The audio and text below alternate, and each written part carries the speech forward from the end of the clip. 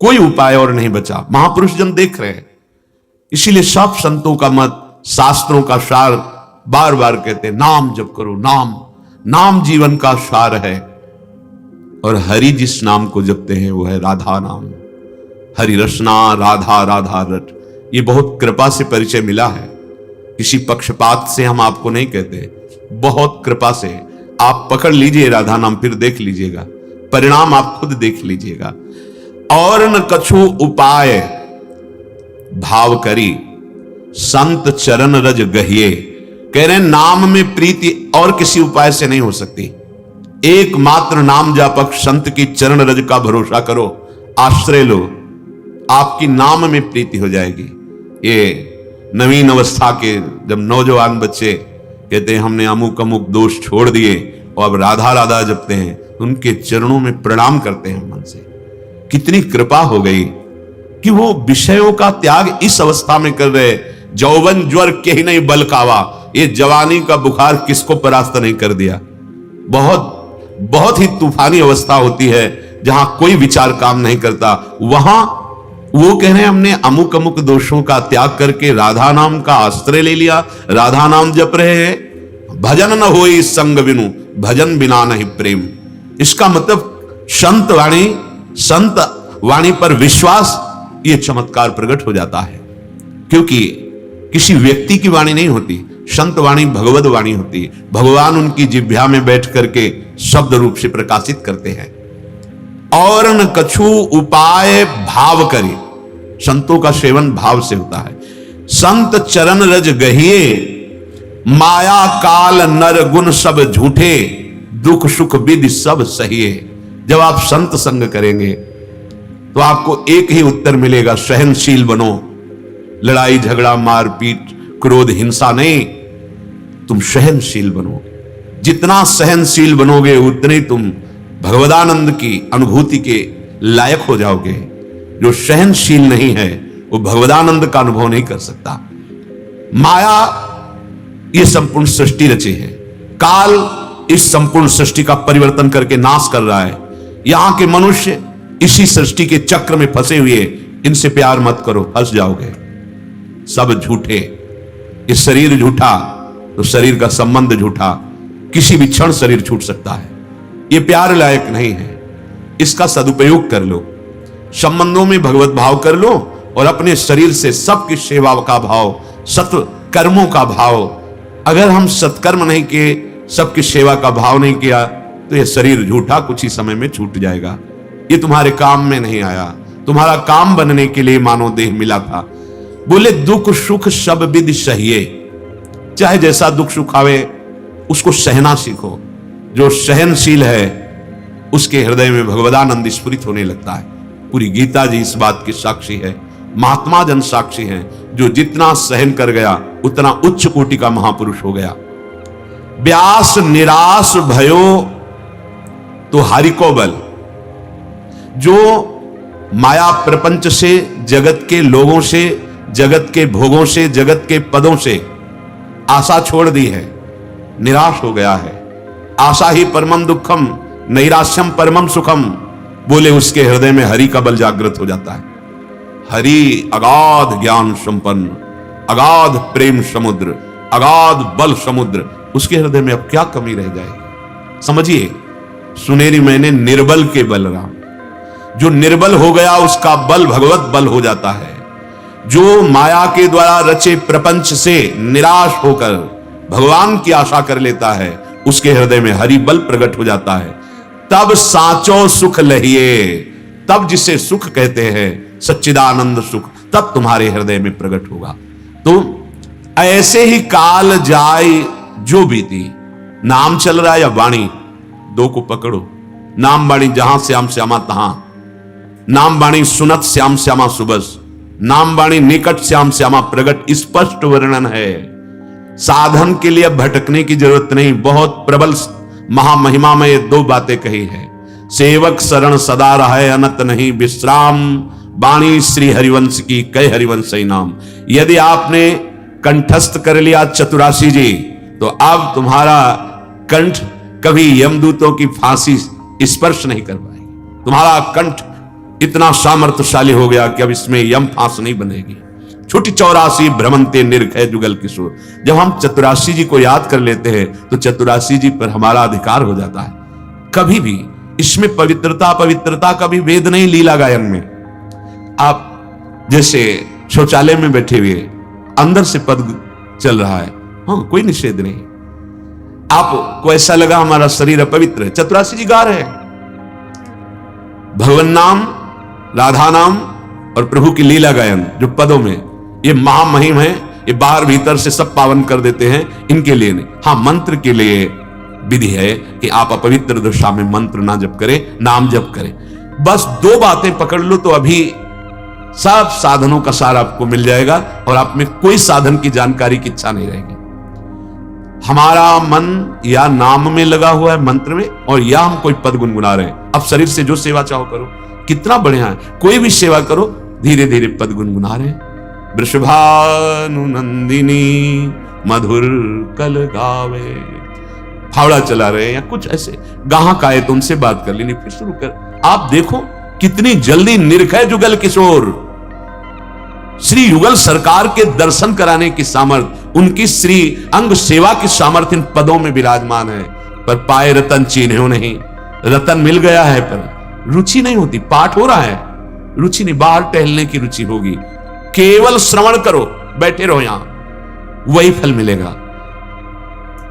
जो गायन का फल है वही श्रवण का फल है।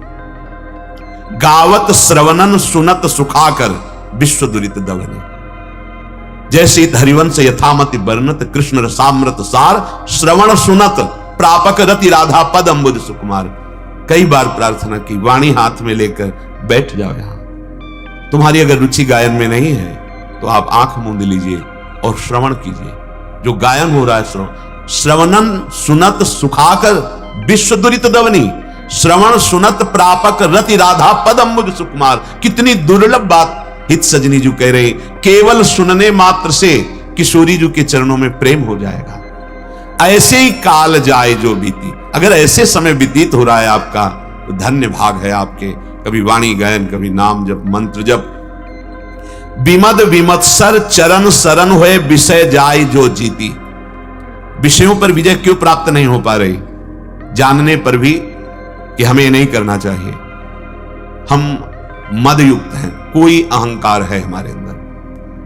पूज्य भाई जी महाराज से किसी अच्छे साधक ने प्रश्न किया था कि बहुत अच्छी साधना करने पर भी हम क्यों भ्रष्ट हो रहे हैं? तो भाई जी ने 2 बात कही थी। पहली बात, तुम्हारे अंदर अहंकार है।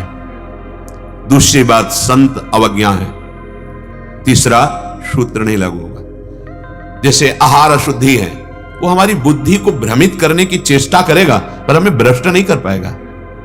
बुद्धि को भ्रमित करने की चेष्टा वो तो तत्कालिक होगा, लेकिन अगर अहंकार है और साधु अवज्ञा है, ये शास्त्र और गुरु वाक्य बिल्कुल अमोघ कवच है। यदि वैसे चला जाए तो कभी विक्षेप नहीं हो सकता। साधु अवज्ञा अर्थात शास्त्राज्ञा, गुरुजनों के वाक्य, इनका अगर उल्लंघन और अहंकार, तो फिर भगवान रक्षा नहीं करते। नहीं तो अगर खान पान या कोई ऐसा तत्कालिक कुसंग हो गया है तो अवश्य भगवान बचा लेते हैं। पूज्य भाई जी महाराज ने ऐसा उत्तर दिया। यहां कह रहे हैं कि विषय जाई जो जीती। विषय जो जीत जाता है, विषयों पर विजय प्राप्त कर, वो भगवत प्रेम को प्राप्त होता है। हम विषय क्यों नहीं जीत पाते? इसमें लिखा विमद विमत्सर। जो मद रहित है, जो ईर्ष्या रहित है, जो सदैव चरण शरण में रहते हैं। इतने बड़े महापुरुष सनकादि हरिशरणम हरिशरणम हरिशरणम हर समय रटते रहते। क्यों? चरण शरण रहना है। मामे वे प्रपद्यन्ते माया में ताम तरन्ति ते। अपने तो युगल सरकार की चरण शरण में है। हर समय प्रिया प्रीतम के चरणों की शरणागति का मंत्र, नाम। कैसे हमें अहंकार आएगा? कैसे हमें ईर्ष्या आएगी? समय ही नहीं। अगर अहंकार है और किसी से ईर्ष्या है और भगवत शरणागति नहीं, तो विषयों पर विजय प्राप्त करने की सामर्थ्य कहां से आ जाएगी? आप कहोगे बाहरी शरणागति मंत्र ले लिया है, तिलक लगा लिया है, तो अंदर का परिवर्तन इससे नहीं हो जाएगा। अंदर का परिवर्तन जो मंत्र मिला उसको चलाओगे हृदय में, ये तो पावन दर्शन हो गया आपका वैष्णव भेष। लेकिन हृदय देश में छुपे जो दुष्ट स्वभाव की वृत्तियां बैठी हैं, दुर्वासनाएं बैठी हैं, वो अंदर ठीक करने के लिए तुम्हें मंत्र मिला है, उसको खूब जपो। बार बार शरणागति मंत्र जपने से प्रिया प्रीतम के चरण झलकने लगते हैं और ये अनुभव होने लगता है कि मेरे धन है, गौर श्याम चरणारविंद यही मेरे परम धन है। अब ये आश्रय जब हुआ तो अहंकार कहां रह जाएगा, ईर्ष्या कहां रह जाएगी, तो वो हो जाता है विमद, मद रहित, विमत्सर, ईर्ष्या रहित। चरण शरण है, शरणागत है, अब विषय जाए सो जीती, वो विषयों पर विजय प्राप्त कर लेता है। नाचत गावत रास रेणु में तन छूटे जो प्रीति, ये रास भूमि है वृंदावन। इस रज में जिसका शरीर छूट गया, अहो भाग, क्या करें। जितना जीवन है, अगर आपको वृंदावन में आने को मिला या वृंदावन वास कर रहे हैं, देखो दूसरों की मत सुनो। जो इस भक्ति मार्ग को नहीं जानते हैं, अरे तो नाच रहे हैं, उपहास करते हैं, वो बेचारे हैं, अपने को ज्ञानी समझते हैं, पर वो बेचारे हैं, नहीं समझते हैं। 64 अंग भक्ति के एक उसमें है नृत्य, और बड़े बड़े महापुरुषों ने किया। भागवत में आप पढ़ के देखो, प्रहलाद जी, नारद जी, शनकादि जी, बड़े बड़े महापुरुष सुखदेव जी, ये सब एकत्रित होकर के भगवत यश गान करते हुए नाच रहे हैं। बीणा बजाकर नारद जी, करताल बजा, सुखदेव जी भावभंगियां प्रकट कर रहे हैं, सनकादि। इनसे बड़ा कोई ज्ञानी, महात्मा, त्यागी, बैरागी, प्रेमी होगा क्या? आज उपहास करते हैं भक्तों का, जो नाम कीर्तन करते हैं, नृत्य करते हैं, उनका उपहास करते हैं। बचो ऐसे प्रवचन से, ऐसे वचन से जो हमारी भक्ति को उपहासास्पद बनाते हैं। और कैसे कैसे उपदेश हैं, मूर्ति पूजा की निंदा करते हैं, तो तुम्हारे गुरु मूर्ति नहीं है। गुरु मूर्त, मूर्त माने आकार रूप नहीं है। किससे तुमने ज्ञान प्राप्त किया? अव्यक्त से प्राप्त करके देखो, तुम किससे बोल रहे हो, किससे देख रहे हो, किससे सुना, किससे मनन किया? ये सब शरीर है, स्थूल सूक्ष्म कारण। केवल निंदा स्तुति करने वाला कभी ज्ञानी नहीं होता है, अज्ञानी ही होता है। 4 बातें शास्त्र की पढ़ ली, अरे हमारा स्वरूप ही निराकार है, लेकिन दिखाओ अनुभव करके बिना आकार के आश्रय के। आकार रूप में गुरुदेव बैठते हैं और आकार शब्द बोलते हैं, तब जाकर के वो चाहे ज्ञान मार्ग से चले, चाहे भक्ति मार्ग से, वो अपने इन आकारों का त्याग कर चिदानंद में पहुंचता है। मानी संख्या सवाल हल। मानी संख्या गुरु ब्रह्म, मानी संख्या ये मूर्तिमान ब्रह्म विग्रह रूप धारण के हमारे लिए हैं। ये कैसा? जब कण कण में ब्रह्म है तो मूर्ति पूजा का निषेध कैसे करते हैं? बचो ऐसे शब्दों से। भगवत नाम, भगवत रूप, भगवत लीला, भगवत ध्यान, भगवत सेवा, कौन ऐसा महापुरुष हुआ सृष्टि में जो ना करता हो? सोचिए, भगवान का चरण धोवन हमारे लालजू महाराज का, महादेव जी सिर पर धारण किए गंगा रूप से आज भी त्रिभुवन को पावन कर रहे हैं। ऐसे प्रभु के भाव का निषेध करते हैं, प्रभु की श्री विग्रह की सेवा का निषेध करते हैं, और अपने गुरु को साष्टांग दंडवत करके, माला धारण करा के, हाथ जोड़कर उपदेश सुनो। वो कौन है? वो मूर्तिमान ब्रह्म निराकार रूप से बैठकर तुम्हें उपदेश दे रहा है, या साकार रूप से? बुद्धि काम नहीं कर रही। जब सर्वम खलमिदम ब्रह्म, तो मूर्ति में ब्रह्म नहीं है क्या? फिर निषेध कैसे? बचो, कलयुग का प्रभाव है। ब्रह्म ज्ञान बिन नारी नर करें न दूसर बात, और कौड़ी लागी लोभ बस करें विप्र गुरु घात। अपने कानों को बचाना होगा ऐसे वचन से, ऐसे प्रवचन से जो हमारी प्रेम लक्षणा भक्ति में बाधक बन जाए। भगवान शंकराचार्य स्वयं भगवान शंकर का अवतार हैं, और वो कह रहे हैं एकमात्र भगवान की भक्ति स्वरूप बोध कराने में समर्थ है। स्वरूपानुसंधान भक्ति रेव गरीयसी, वो ऐसा कह रहे हैं। और हम छोटे मोटे शास्त्रों के वचन पढ़ के भगवान की श्री विग्रह की, भगवान नाम की, क्या? अरे जो घट घट में व्यापी है, तो क्या वो वही बोलते हैं घट घट में रमा है, तो क्या वो विग्रह में नहीं रमा है? फिर निषेध कैसा? बड़ा विचित्र खेल है भगवान का। हम कुछ शास्त्रों के वाक्य पढ़ लिए, अनुभव कुछ किया नहीं, ऐसा बोलने लगते हैं। नहीं नहीं, बहुत सावधान। कोई भी महापुरुष जिसको भगवत अनुभव होता है, फिर उसकी दृष्टि में निषेध कुछ रह ही नहीं जाता। एकमात्र भगवदाकार वृत्ति, कहीं भी। प्रहलाद जी से बड़ा कोई ज्ञानी और महाभागवत हुआ, उनको यही अनुभव हो रहा है, आप में भगवान, तलवार में भगवान जिससे मारना चाहते हो, जिस खंभे में बांधा है, इसमें भगवान निकल आए। भगवान नरसिंह वपु धारण करके खंभे से। कैसी हमारी मलिनता हो रही।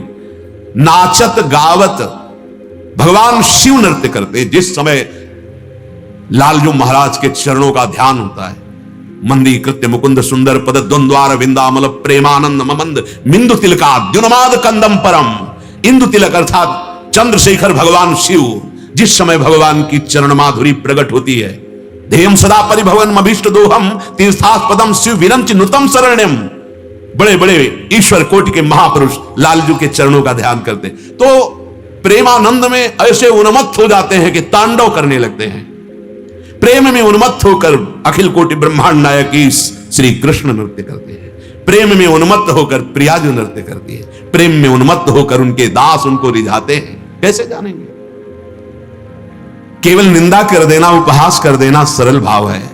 उसकी जब परिणाम वृत्ति आएगी तो दुर्गति को झेल पाना बड़ा कठिन होता है। चले थे सतमार्ग में और पहुंच गए असत वृत्ति में। ये अंदर की वृत्ति का है। किसी की भी निंदा करना ये ज्ञान नहीं है, यह अज्ञान का लक्षण है। जब सब में मेरा ब्रह्म, चाहे हम आत्म भाव से भगवत भाव से, फिर निंदा का कहां? बचो ऐसे लोगों से जो नाम रूप लीला धाम की अवहेलना करते। कोई भी ऐसा महाज्ञानी बताइए जो भगवान की आराधना के लिए निषेध करता हो, कोई भी ऐसा। भगवान शंकराचार्य जी स्वयं कह रहे हैं, सत्यपि भेदापगमे नाथ तवाहम नमामि कीनस्तम। ये बिल्कुल हृदय में चुभ गई बात, ऐसे गड़ गई बात। तभी बार बार चिंतन होने लगा, अरे जीवन का परम लक्ष्य तो भगवत प्रेम है। वो कहने मैं सत्य कहता हूं प्रभु, आप में हम में भेद नहीं। ऐसे जैसे समुद्र तरंग में भेद नहीं। प्रभु समुद्र में अनंत तरंगे उठती हैं, पर एक तरंग की ताकत नहीं कि समुद्र पैदा कर दे। समुद्र अनंत तरंगों को, ऐसे ही वो भगवान सच्चिदानंद अनंत ज्ञानियों का सृजन करता है। लेकिन भगवान की सृष्टि का परिवर्तन और भगवान अधीन हो जाते, वो केवल प्रेम प्रेम और दूसरा नहीं। जहां आत्मस्वरूप को बोध प्राप्त कराने के लिए भगवान शंकर का अवतार शंकराचार्य जी के रूप में होता है, वो ध्यान क्या करते? वर्णन है उनमें।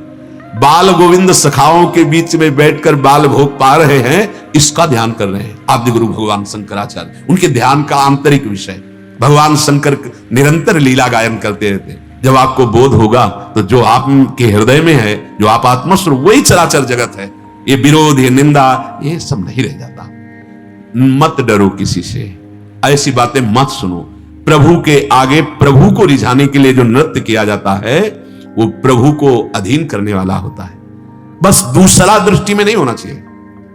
लाखों देखें उनकी बात है, हम देखें केवल अपने आराध्य देव को, उनके लिए नृत्य करें। बड़ा हृदय में सुख मिलता है जब प्रभु के लिए। अगर प्रभु का लक्ष्य हट जाए और संसार रिझावा हो जाए, वो फिर अलग, वो महत्वपूर्ण नहीं। नाचत अति रसाल, बहुत रस में नाच रहे लेकिन लोगों को रिझाने के लिए, वो ठीक नहीं। अगर हमारा ऐसे ही है प्रभु के, वो रीझ जाते हैं। बड़े बड़े महाभाग रात रात भर मीरा जी नृत्य करती थी। पर्दा लगा लिए, दरवाजा बंद, गिरधर विराजमान, मंजीरा उठाया, करताल उठा, पूरी रात। नरसिंह मेहता जी पूरी रात रात बीत जाती। ये लोक दिखावे के लिए नहीं है। जब हम प्रभु का श्रृंगार करते हैं, उस समय उनकी रूप माधुरी का गायन, नाम का गायन करके हम नृत्य करते हैं प्रभु को रिझाने के लिए। हरिराम व्यास जी कह रहे हैं, नाचत गावत, प्रभु के सामने हम गान करते हैं, प्रभु के सामने हम नृत्य कर रहे हैं। देखो, हमारा उद्देश्य यदि प्रभु है तो सब ठीक हो जाता है। उद्देश्य संसार है तो सब ठीक करते हुए भी वो ठीक नहीं है। आप कुछ भी कर रहे हैं। इसीलिए जो अध्यात्म को जानने वाले और ऊंचाई पर पहुंचे, इन सब बातों का कोई महत्व नहीं रहता। आप क्या कर रहे हैं, आपका लक्ष्य क्या है?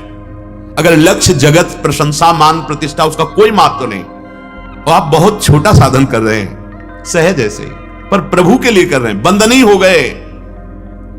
संसार की मान प्रतिष्ठा के लिए साधन करना, प्रभु से विमुख चलना है। बहुत दौड़ लगा रहे हैं लेकिन आप इधर जा रहे हैं। बिहारी जी तो इधर है और आप आराम से लेटते लेटते जा रहे हैं, तो आप पहुंच जाएंगे। बहुत सहज सरल बन जाओ, हमारे प्रभु बहुत जल्दी प्राप्त हो जाएंगे। सहज हो जाओ। हमारा जीवन प्रभु को अर्पित है। नाम गुण कीर्तन, उन्हीं के आगे नृत्य कर रहे हैं, उन्हीं के लिए हमारा जीवन है। अगर हम प्रभु, ऐसे महापुरुषों में नृत्य की स्थिति देखी गई है कि वो अब देह शुद्ध बिसरे हुए हैं, सामने प्रभु विग्रह रूप में विराजमान, पर उनकी दृष्टि में साक्षात विराजमान है। ये नृत्य भगवान को प्रसन्न करने का बहुत बढ़िया उपाय है। वाणी, शास्त्र, सदगुरुदेव, हमें दुनिया को नहीं देखना है। दुनिया क्या देखते हैं हमें नहीं, हमारा जीवन प्रभु के लिए। अब हमारे को लोक लाज से क्या कि लोग उपहास करते हैं या वंदना करते हैं। हम लोगों की वंदना के लिए नाचते हैं क्या? लोगों की वंदना के लिए भगवत आराधना करते हैं क्या?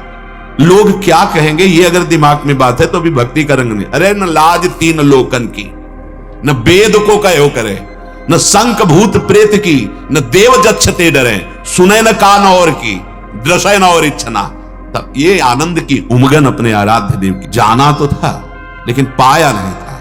पाया यहां वृंदावन में आके किशोरी जी की लूट, इससे पाया। ठसक से कहते हैं, हरिवंश बल से कहते हैं। जाना तो था लेकिन पाया नहीं था। यहां जानने का विषय नहीं आया, यहां सीधे पवाया गया है। अब क्या जानना बाकी रहा? जिसकी चर्चा करते थे, जिसको जानने की चेष्टा करते थे, उसी को पा लिया। या रस बिनु सब साधन फीके, वही बात, जाना तो था पाया। जब पाया अब जानने की बात नहीं रह गई। या रस बिनु सब साधन फीके, ज्यो बिन लोन पहिती, रसिकन की हरि आशा पूजी है, व्यास या प्रतीत। पक्का विश्वास, जो नाम वाणी में और प्रियालाल के आगे नृत्य करना, प्रियालाल को रिझाने के लिए गाना, कोई आशा ऐसी अधूरी नहीं रह जाएगी, सब आशा पूरी कर देंगे। हरिराम व्यास जी कहते हैं ये मुझे विश्वास है। आशा एक इन्हीं से रखो, दूसरा तुम्हारी आशाओं को पूर्ण नहीं कर सकता। न तुम्हारा मन, न तुम्हारी बुद्धि, न इंद्रियां, न संसार के भोग, न संसार के व्यक्ति। आशा श्यामा श्याम से, श्यामा श्याम के नाम रूप लीला और धाम निहाल हो जाओगे। हरिराम व्यास जी कहते हैं यह व्यास प्रतीति, ये मेरा विश्वास है कि तुम्हारे अंदर कोई आशा नहीं बकाया रह जाएगी। चलते हैं, श्री भगवान जी अर्जुन जी को उपदेश कर रहे हैं कि जब उपासक राग द्वेष रहित होकर के जगत में व्यवहार करता है तो उसकी इंद्रियां जो वश में है, अंतःकरण जो वश में है, वो अखंड प्रसन्नता को प्राप्त हो जाता है। ये प्रसन्नता त्रिभुवन में यहां से लेकर ब्रह्मलोक तक किसी विषय में, किसी पद में, किसी भी धन संपत्ति आदि में प्रसन्नता नहीं मिलती। हर्ष होता है, हर्ष, और उसका परिणाम शोक होता है। प्रसन्नता किसको प्राप्त होती है? भगवान कह रहे वशीभूत अंतःकरण वाला योगी जो राग द्वेष रहित है, अपने वश में इंद्रियों को कर लिया है, वो हृदय की निर्मलता को प्राप्त होता है। निर्मल हृदय में संपूर्ण दुखों का विनाश हो जाता है। वो शुद्ध चित्त उपासक निसंदेह अखंड प्रसन्नता को प्राप्त होता है। कल चर्चा हुई थी कि किसी भी वस्तु का सेवन राग पूर्वक नहीं, किसी भी वस्तु का त्याग द्वेष पूर्वक नहीं। वस्तु, व्यक्ति, स्थान त्याग करते हैं शास्त्र आज्ञा का पालन करने के लिए, और धर्म पूर्वक सेवन करते हैं उन्हीं विषयों का जिससे जीवन यापन हो रहा है, जिससे धर्म की जो हमारी वृत्तियां हैं उनको पूर्ण करने के लिए हमें सामर्थ्य आवे। राग पूर्वक नहीं, धर्म का पालन करने के लिए, द्वेष पूर्वक नहीं, शास्त्र आज्ञा का पालन करने के लिए, उसकी इंद्रियां बस में हो जाती है। जब हम अधर्म पूर्वक भोग भोगते हैं तो हमारा हृदय मलिन हो जाता है। वो मलिन हृदय इतना आसक्त हो जाता है, फिर ऐसा लगता है मैं इन भोगों के बिना जीवित नहीं रह सकता। यही बंधन है। श्री भगवान कह रहे हैं जब हृदय में प्रसन्नता आती है तो उससे दो काम अपने आप हो जाते हैं, संसार का संपूर्ण संबंध विच्छेद और भगवान में पूर्ण स्थिति। ब्रह्मभूता प्रसन्न आत्मा न सोचति न कांक्षति। ये प्रसन्नता कैसे आई? अपनी इंद्रियों से अधर्म पूर्वक भोग भोगना बंद कर दे और धर्म पूर्वक जो भोग है वो भगवत समर्पित भोगे। कोई भी वस्तु बिना प्रभु को अर्पित किए हुए नहीं, कोई भी आपका कर्म बिना भगवद अर्पण किए नहीं, वो भगवद अर्पित होना। प्रसादेश सर्व दुखानाम हानिरस्योपजायते प्रसन्न चेतसो ह्रासु बुद्धि परिवतिष्ठते। उसकी बुद्धि परमात्मा में स्थित हो जाती है। कोई शोक, कोई चिंता, कोई भय, कोई दुख नहीं रह जाता। इंद्रियां शांत हो जाती हैं, मन पंगु हो जाता है। अद्भुत आनंद, इसी के लिए तो मानव जीवन मिला है। हमारी गलत दिशा है कि हम जितना मनमानी भोग भोग ले तो आनंदित हो जाएंगे। जब हृदय में प्रसन्नता आती है तो दो काम हो जाते हैं, संसार का संबंध विच्छेद और भगवान में बुद्धि स्थित। बुद्धि पर्यवतिष्ठते, हमारी बुद्धि स्थिर हो जाती है, अचल हो जाती है प्रभु में, चलायमान नहीं होगी। अब किसी बड़े बड़े से विषय के संयोग में भी बुद्धि चलायमान नहीं होगी। प्रसन्न चेतसो ह्रासो बुद्धि परिवतिष्ठते, ये प्राप्त करने के लिए हम चले हैं। अखंड प्रसन्नता, साधक स्वयं सावधान हो जाए तो बहुत कम समय में परमात्मा प्राप्ति हो जाती है। ये भगवत विषयक प्रसन्नता आना बहुत कठिन है। जब तक अधर्म पूर्वक भोग भोगोगे तब तक प्रसन्नता का परिचय ही नहीं मिलेगा। ये प्रसन्नता भगवत स्वरूप है, प्रसन्न आत्मा। जब कभी हम देखा है तो महापुरुष जन ऐसे पूछते हैं, जैसे लोग पूछते हैं तुम्हारा कुशल मंगल है, वो ऐसे नहीं बोलते, तुम्हारी चित्त की दशा ठीक है, गंगा की रहन, तुम्हारी चित्त की दशा ठीक है जी। बस ये पूज्य श्री उपाध्याय जी महाराज बहुत ही ऊंचे महापुरुष, इसमें जो दाऊ जी हैं वहां विराजमान है, उनके पास मिलने गए तो बस यही पूछ रहे, आपका अखंड भजन चलता है? प्रयास ऐसा ही है महाराज जी, नहीं आपका अखंड भजन चलता है, पूरा प्रयास इसी का है, आपका अखंड भजन चलता है। बड़ी ऊंची स्थिति है। महाराज जी कृपा कर दीजिए, कैसे अखंड भजन चलेगा जो विक्षेप को प्राप्त ना हो? कृपा कृपा कृपा। तो जो संत सेवा में थे बोले बस महाराज अब चाहे घंटों बैठे रहो, अब कब आंख खुलेगी पता नहीं, तो आपको जब मन हो तब आप चले। बड़ा चिंतन हुआ कि किसी साधन पक्ष की बात नहीं की और कहा कृपा कृपा कृपा। 3 बार पूछा था अखंड भजन चलता है, ऐसे 3 बार उत्तर दिया कृपा कृपा कृपा। जब हम पीछे के श्लोक पर ध्यान देते हैं जहां भगवान साधन पक्ष का वर्णन करते हैं कि उपासक अपनी इंद्रियों को जीत ले, अपने मन को जीत ले। मन को जीतने का मतलब है अंतःकरण को क्षमता में ले आवे, सुख दुख लाभ हानि प्रशंसा निंदा मान अपमान का कोई प्रभाव हृदय में नहीं पड़ना चाहिए। वहां भगवान ने कहा कि यदि आपने इंद्रियों पर विजय प्राप्त कर ली है, मन को जीत लिया है, लेकिन आपकी स्थिति परमात्मा में नहीं है, तो कभी भी ये आपको पतित कर सकते हैं। मत परहा, मेरे परायण हो जा। इंद्रियों पर विजय प्राप्त करने का फल है भगवत चरणारविंद में दृढ़ स्थिति, परमात्मा में स्थिति। गोस्वामी जी बहुत बड़े महापुरुष हैं, कह रहे जोग कुजोग ज्ञान अज्ञानु जहां नहीं राम प्रेम प्रधान। अगर भगवत प्रेम नहीं है तो वो जोग कुजोग है, वो ज्ञान अज्ञान है। जहां भगवान कहे प्रसन्न चेतसो कब होगे? जब भगवत परायण होगे, भगवत आश्रय भगवत नाम, जब भगवत चिंतन चल रहा है।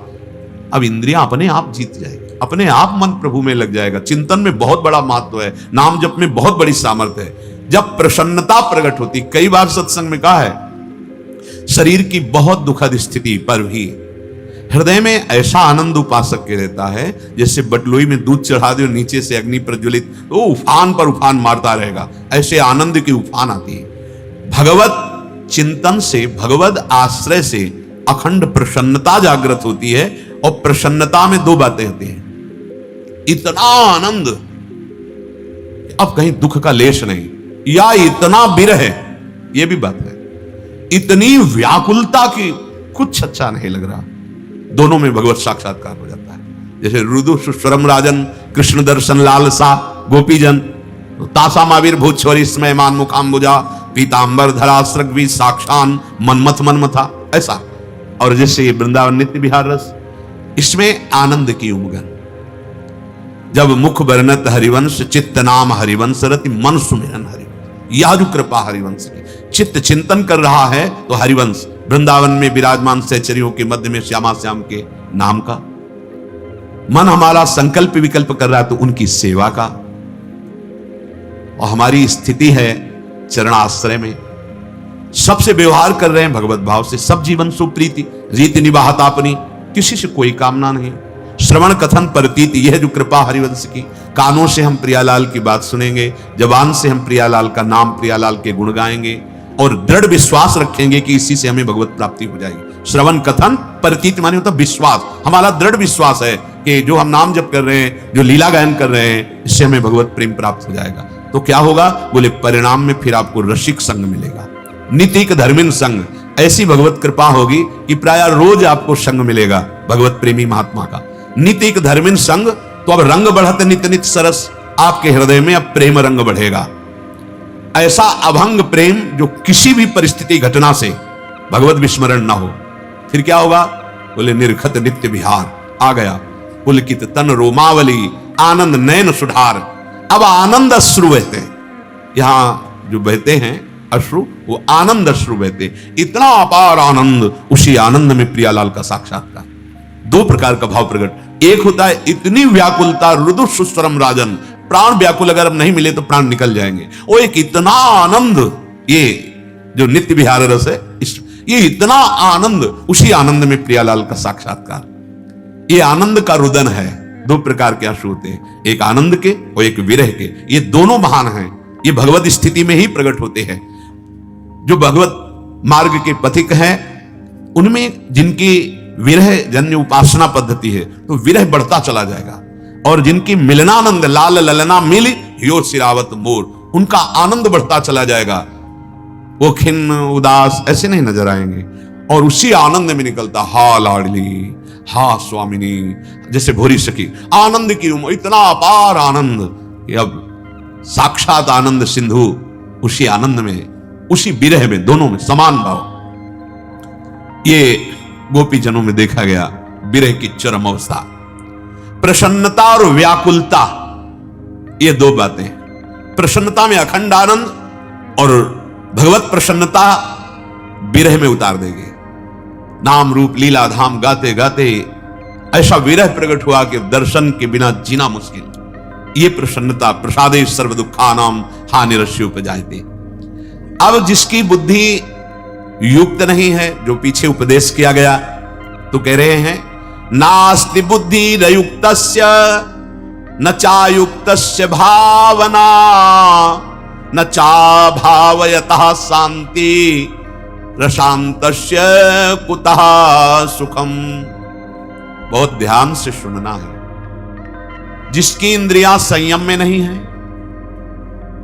उस मनुष्य की बुद्धि भगवान में नहीं लगती, और जिसकी बुद्धि भगवान से युक्त नहीं है, उसमें कभी भाव नहीं आता है, सूखा होता है हृदय। तो निगेटिव ही बातें, नकारात्मक बातें बढ़ती रहती है, ऐसी कल्पनाएं जो दुख दे, क्लेश दे, अशांति दे।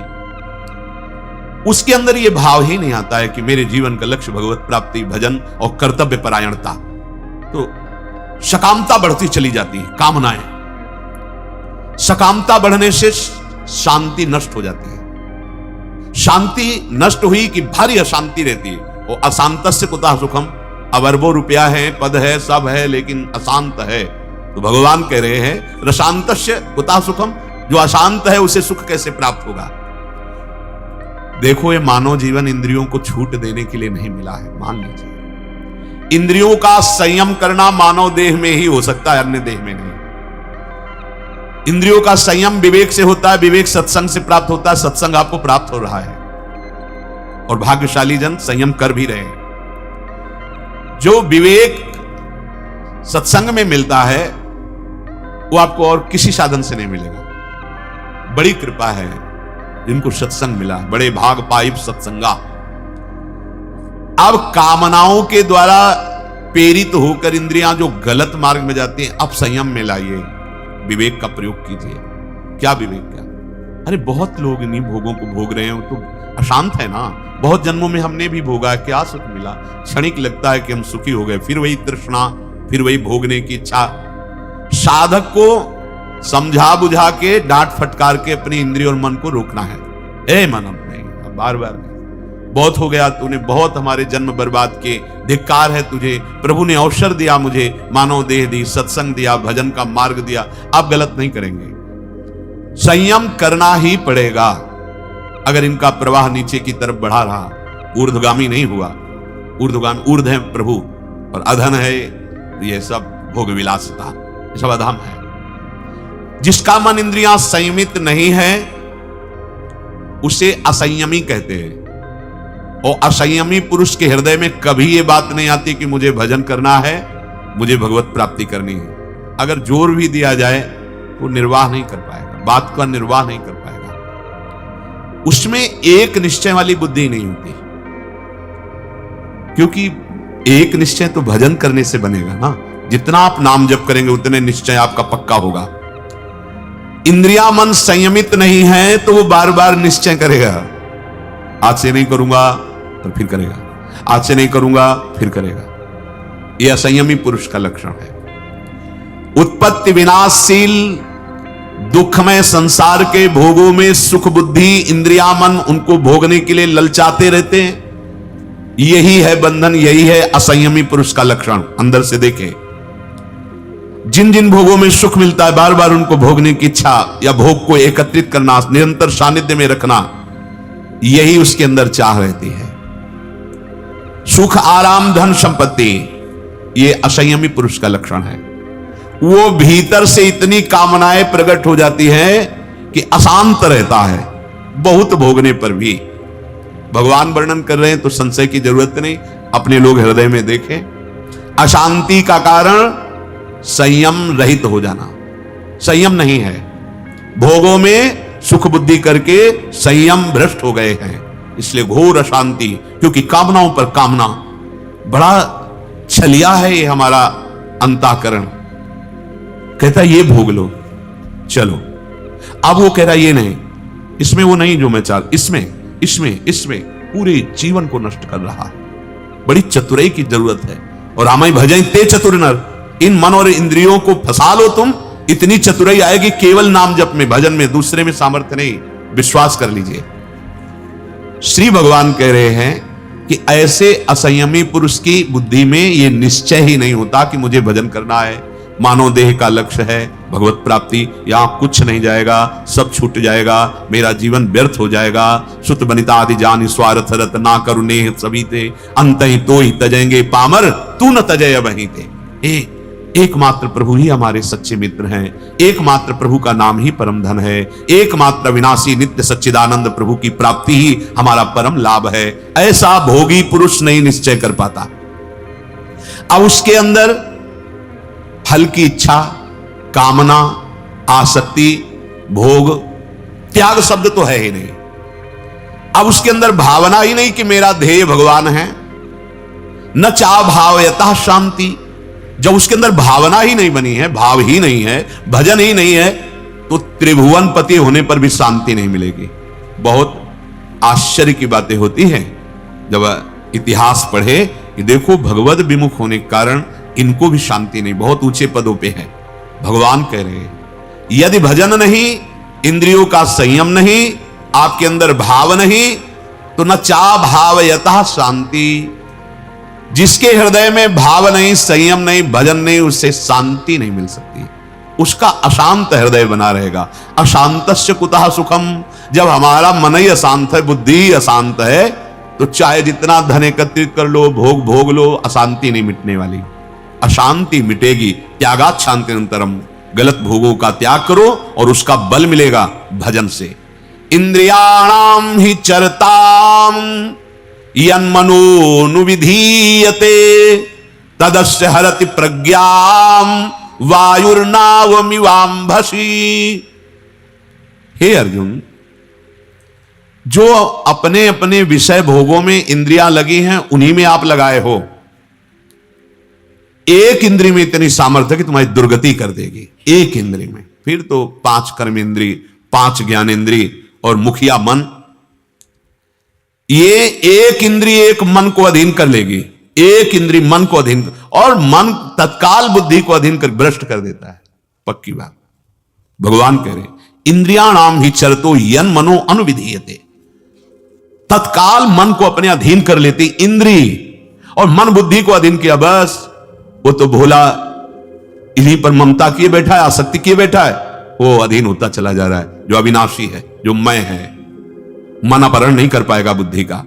लेकिन ऐसा नहीं होता, हमारा लक्ष्य दृढ़ नहीं होता, हमें भजन में प्रीति नहीं, हमें ऐसा नहीं लगता कि हम जितने राधा नाम बोल रहे हैं बहुत बड़ा धन कमा रहे हैं, लोक परलोक सब जगह हमारा मंगल होगा। तो ऐसे पुरुष की इंद्रियाणाम ही चरताम यन मनोनुविधीयते। अब साधक को गुफा में ही थोड़ी रहना होगा, व्यवहार में भी तो आना होगा।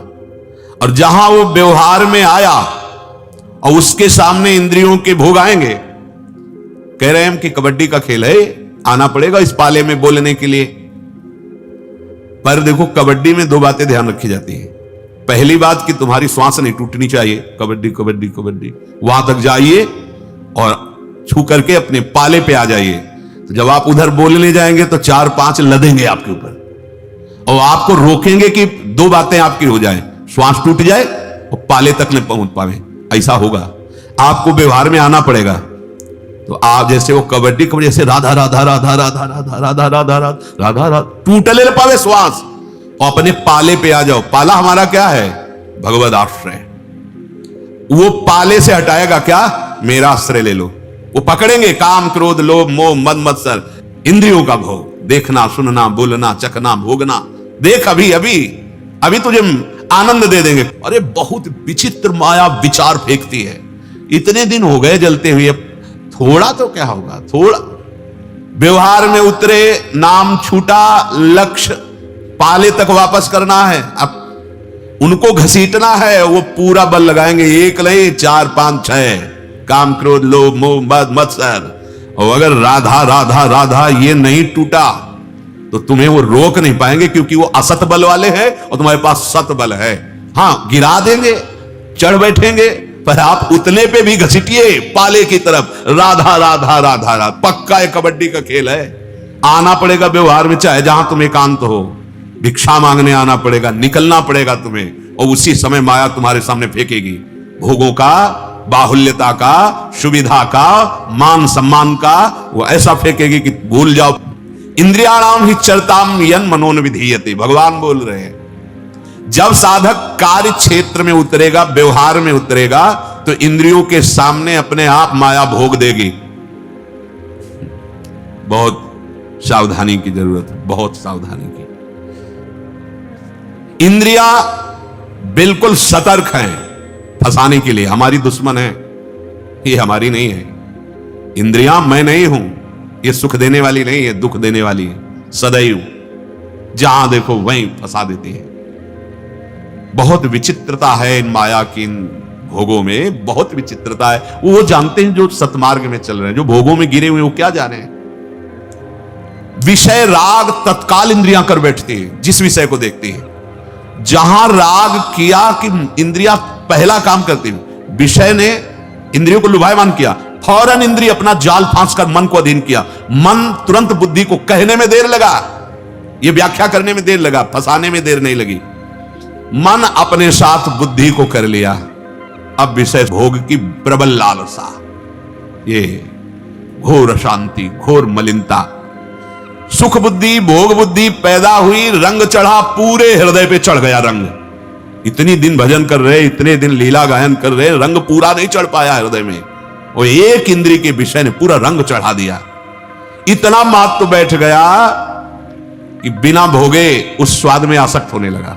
अब तो जी नहीं सकते, हमें चाहिए, बस यही सर्वनाश हो जाता है। यही उपासक का, चाहे गृहस्थ हो चाहे विरक्त, धर्म विषय का सेवन, धर्म युक्त। अधर्म युक्त तो सर्वनाश ही है। आज जो मनोरंजन समझा जाता है, लगता है कोई पाप नहीं है, कर लो मनमानी, जब परिणाम आएगा तब फिर ये है कि बता नहीं सकते आकर के कि हमने गलत किया तो हमें दंड मिला, नहीं तो समाज सुधार ज्यादा हो जाए। ये खेल ऐसा है कि बस स्वयं को भोगना होता है। अब वो कह नहीं सकते, जैसे मां के गर्भ में थे, क्या अनुभव? कुछ नहीं। नरक कई बार भोगे होंगे, कुछ अनुभव नहीं। ये विस्मृति के गर्त में माया डाल देती है, नहीं तो गलती ही ना हो, ऐसे ऐसे दंड मिले हैं। जैसे भोजन है, एक रसेंद्री का स्वाद ले लीजिए। अब जहां रसेंद्री का स्वाद जिसमें आया, जिस भोजन में, और उसका चिंतन, उसकी आसक्ति उसके हृदय में बैठ गई, द्रवित हो जाता। स्वाद लेने में हृदय द्रवित होता है। द्रवित हृदय में जैसे मोम पिघली हुई हो तो जैसी छाप लगा वो छप जाता है हृदय में, वो दुर्वासना का संस्कार बैठ जाता है। ऐसे ही हर भोग में हमारा हृदय द्रवित हो जाता है, उसका संस्कार बैठ जाता है और वो हमें जलाता रहता है। थोड़ी देर लगेगा, भोजन पाया बढ़िया स्वादिष्ट, इच्छा खत्म हो गई, फिर 4 घंटे बाद इच्छा जागृत, दूसरे स्वादिष्ट पदार्थ। ऐसे हर इंद्रिय का तदस्य हरति प्रज्ञाम, प्रज्ञा कहते बुद्धि को। भोग इंद्रिय का अपहरण किया, इंद्रिय मन का अपहरण कर लिया, मन ने बुद्धि का अपहरण कर लिया। अगर बुद्धि बच जाए तो आप बच जाओगे। बुद्धि का अपहरण मतलब सर्वनाश, वही भगवान पीछे वर्णन की स्मृति भ्रंशा बुद्धिनाशो बुद्धिनाशात् प्रणश्यति। जिस साधक को ये पता है कि नाम छूटा की बुद्धि भ्रष्ट करने वाली ये सब पूरी फौज खड़ी है। हनुमान जी ऐसे थोड़ी विचार के बोल रहे, कैसे ही कह रहे हैं का हनुमंत विपत्ति प्रभु सोई। क्या विपत्ति? जे ही भगवत चिंतन रहित बुद्धि हुई कि फंसा लेंगे भोग इंद्री को इंद्री, मन को मन, बुद्धि को बुद्धि, फंस गई, भ्रष्ट हो गए, कोई काम नहीं। बाद में होता है सारा ज्ञान विज्ञान जागृत होता है, ये कैसे हो गया, अब क्या होगा, अब क्या होगा, अच्छा आज से नहीं करेंगे, फिर चूक वही होगी। बुद्धि चिंतन भोग का, नाम चिंतन भजन छूट, फिर फंस गई। हर बार धोखा ही धोखा मिलता है यदि भजन नहीं है तो। आप ये अच्छे साधक की बात करें, जो विषयी हैं उनको तो शायद इतना पश्चाताप नहीं होता होगा, लेकिन साधक को पश्चाताप होता है, बहुत जलन होती कि ऐसा कब मिटेगा, ऐसा कब मिटेगा। वो भजन बल से राधा वल्लभ श्री हरिवंश, राधा राधा राधा बढ़ाओ, आप देखो खुद आप अरुचि हो जाएगी। भजन बढ़ाओ बिना भजन के। जिससे पूछते हैं साधक से कहां चल रहे हो, ये अंदर की बात है, नहीं तो फिर आप वो कहां, आपका लक्ष्य क्या है, गिरा देगा ये जगत का चिंतन, आपको गिरा देगा, कोई नहीं रोक पाएगा। अंदर रोक पाएगा नाम रोक लेगा, भजन रोक लेगा आपकी बुद्धि को। भोग बुद्धि साधक में जहां बढ़नी प्रारंभ हुई तो निराशा आ जाती है भगवान के भजन की तरफ से। क्या भगवत प्राप्ति अब मुझे होगी। पहली बात तो ऐसी गलती ना होने पर, दूसरी बात अगर हो जाए तो निराशा मत आने देना। आप जीवन को हमें व्यर्थ नहीं जाने देना। अगर हम 100 बार हार गए हैं तो हम 101 बार फिर कमर कसेंगे। एक साधक हार चुके थे अपनी इंद्रियों से, मन से, तो जंगल में गए थे कि अब शरीर छोड़ देंगे। एक वृक्ष के नीचे बैठे थे, विचार कर रहे थे किस विधान से शरीर को छोड़ें। तो एक देखा चींटा चढ़ रहा था, वो काफी दूर चढ़ता गिर जाता, फिर चढ़ता फिर गिर जाता, फिर चढ़ता फिर गिर जाता, फिर चढ़ गया। वो उत्साह संपन्न हो गए। उनका एक चींटा ने इतना प्रयास किया और चढ़ गया कई बार गिरने के बाद। मुझे इसका मतलब भगवान उपदेश कर रहे हैं कि एक छोटा जीव प्रयास किया, पुरुषार्थ किया, चढ़ गया, तो मुझे भी अब शरीर छोड़ने की बात नहीं रखनी, प्रयास करना, और निकल गए वो।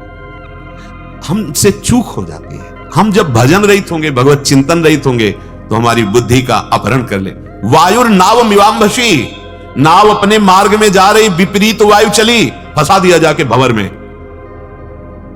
चतुरता यही है कि वो जो नाव में देखते हो ना, अपने अनुकूल मार्ग में चलाने के लिए हवा को अनुकूल मार्ग की तरफ रोकते, ऐसे रोकते कि वो प्रतिकूल ना ले जाए और वो हवा और सहयोगी बन जाए।